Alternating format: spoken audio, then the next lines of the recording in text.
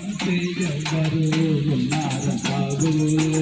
లోకంలో ఘోరమైన పాపాలు చేస్తావు, లోకంలో ఘోరమైన పాపాలు చేస్తావు. ఆ పాపాలే నిన్ను అగ్నిపాలు, పాపాలే నిన్ను అగ్నిపాలు చేస్తాయి. అగ్నిలోన పడకుండా యేసు ప్రభుని నమ్ముకో, అగ్నిలోన పడకుండా యేసు ప్రభుని నమ్ముకో.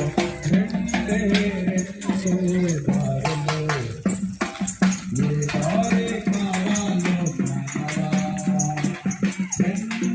లోకం మరి ఒకటి పాతాళం, పరలోకం కావాలో పాతాళం.